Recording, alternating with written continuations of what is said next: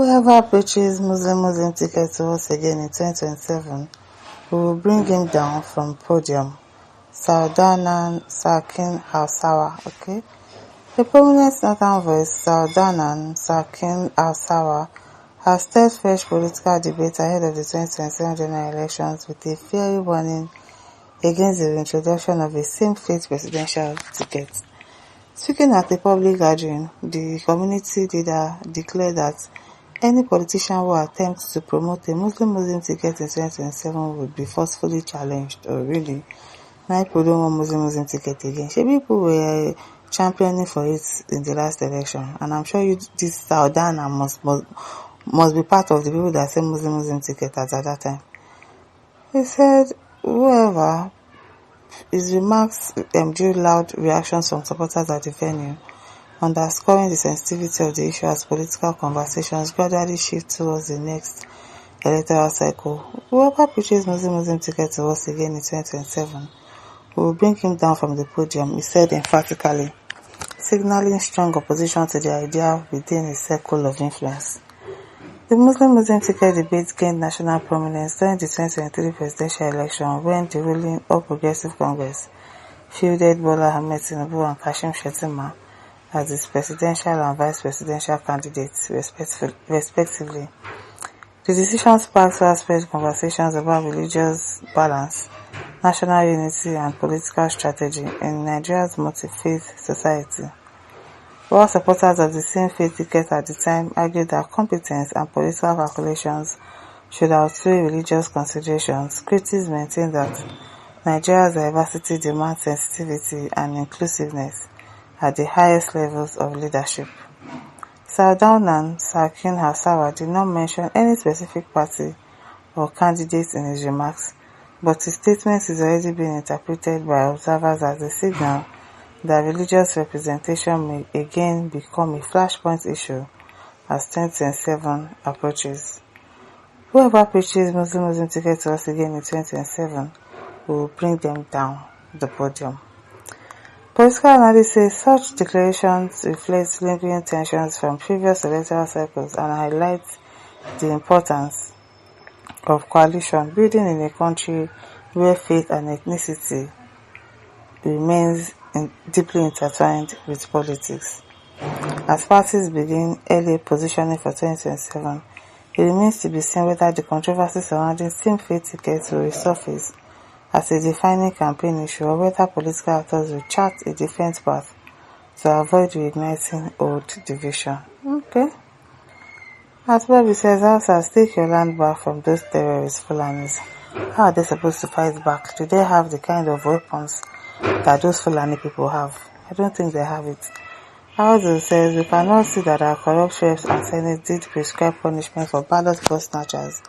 This should know all of in support, hence they turn their blind eyes to it.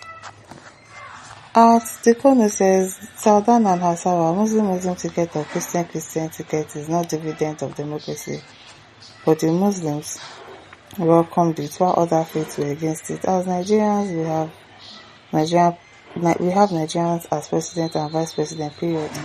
Religion have no place in our constitution, Abi.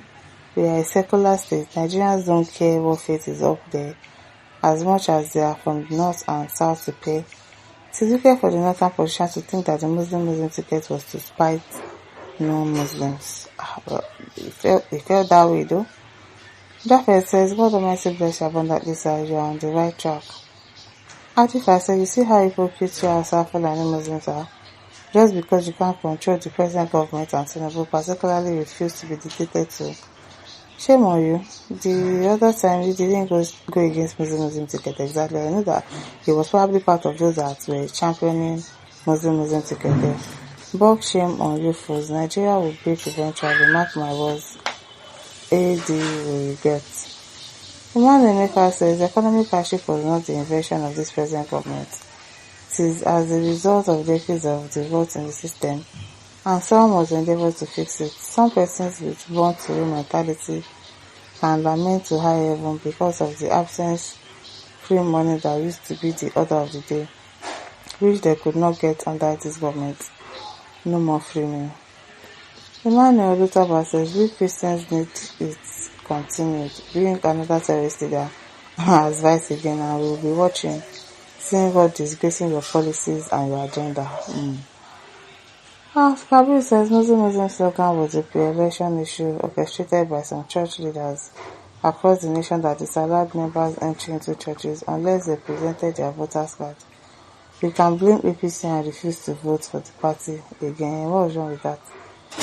Samson says Nigerian problem is not of religion because there is no more religion sentiment in Nigerian politics. Muslims or Christians, let's go on with one Nigeria. There are so many Nigerians who marry or whose very close friends are from other religion. Yes, it's true. Even the tribe self. Jacob Simbe says, God, what shall we say? Thank you, Jesus, for your spiritual support and answering the prayers of your servants. Please let every tribe understand the trials you are witnessing today. Mercy others. Okay. As Habermas says, the editorial here is wrongly directed to fit the agenda of the Phoenix platform owners. Okay. And B. Nazan says, it was expected to say whoever seeks your vote for APC, you are going to deal with him unless you APC buy you to campaign against Muslims. Muslims said that they willingly introduce Christians as they are planning, but whatever maneuver they're planning can never succeed. Nigerians are tired of insecurity, poverty, hardship, tribalism, and lack of social amenities.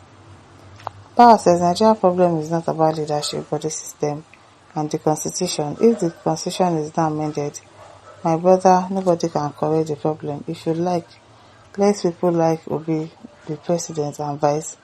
As long as they work under the constitution, nothing for him. Oluniyo says dubious people, Muslim tickets they thought would backfire, failed woefully. Now they don't want to hear Muslim tickets, but Christian Muslim tickets. Even Bolawo would take the position of Senate President. Shaibu says, okay now, they don't believe me, can I just vote Peter Obi and get peace? The Fulani invaders are the people pushing for Muslim tickets because of their hidden agendas to dominate the real houses and take over their ancestral lands. Kamikaze says people rush to Dubai for holidays, for wedding, for shopping and some other rich Arab countries and come back in one piece, but still condemn everything about the Muslims.